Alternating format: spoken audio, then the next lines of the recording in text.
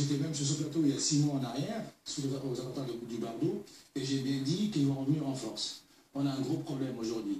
Avant tout, je présente mes condoléances à toutes les familles des victimes et ainsi à la famille du berger tunisien qui a été décapité il y a 3 jours parce que ces barbares l'ont pris pour un indice potentiel. Voilà. Alors, comme je dis, je répète la même chose, leur projet est global. Aujourd'hui, je pense qu'en France, on se trompe de combat. On axe les efforts sur le répressif, sur tout ce qui est sécurité, c'est excellent, c'est bien. Mais le problème aujourd'hui, c'est un problème de débat. Ça veut dire que ces gens-là ont un débat argumentatif qui sont en train de distiller. Il n'y a pas quelques jours, il y a quelques temps, l'imam de Brest a dit à des enfants, ça tourne sur Internet, hein, a dit à des enfants que Dieu va transformer en cochon et en singe tous les gens qui pratiquent de la musique, qui font de la musique. C'est un discours que certains tiennent en France. Sur le territoire. Quel regard vous portez sur cet imam de Brest? Est-ce qu'il faut l'arrêter? Bien sûr, mais je suis désolé, on est en France, on est dans le pays des Lumières, dans un pays démocratique.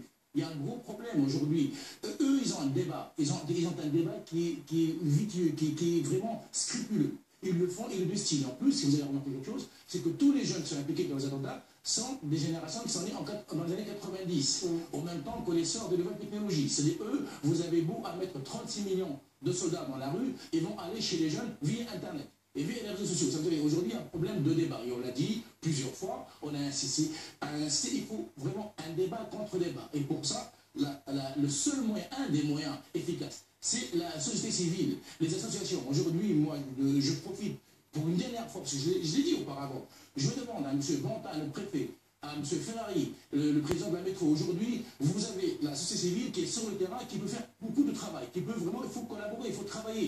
C'est un problème de débat, pas de répression. Il faut qu'on arrive, il faut qu'on ait les moyens à tenir à nos jeunes, aux futures générations, un discours qui les contre, un discours qui est diamétralement opposé à ce qu'ils racontent aux gens, aux petits. Et on n'a pas les moyens de le faire.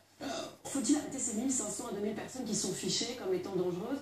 Est-ce qu'il faut les arrêter? Vous pouvez faire 36 millions de fiches S. C'est-à-dire aujourd'hui, il y a des fiches S que vous connaissez et vous avez des millions de fiches S que vous ne connaissez pas, qui passent par les réseaux sociaux, qui passent par un système de communication qui est très élaboré. Alors aujourd'hui, on a un gros problème. Aujourd'hui, je pense que un des seuls moyens, c'est le terrain.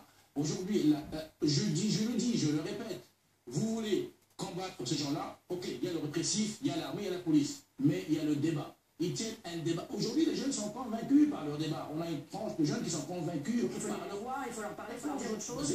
C'est le travail de votre association. Mais bien sûr, on le fait avec les moyens qu'on a. Mais aujourd'hui, ici, je demande, franchement, pour finir, sincèrement et sérieusement être reçu par le préfet, être reçu par M. Ferrari. Aujourd'hui, vous avez des gens qui sont volontaires pour faire ce travail-là et il n'y a pas de réponse, on n'a dit rien. Et je l'ai dit, pour finir, il y a 6 mois, ils vont revenir. Et je vous dis aujourd'hui, si on ne fait rien, ils vont revenir. Merci beaucoup Taoufik Kassavi d'avoir répondu à nos questions. Merci. Alors avec l'état d'urgence, vous le savez, les contrôles ont été renforcés aux frontières. En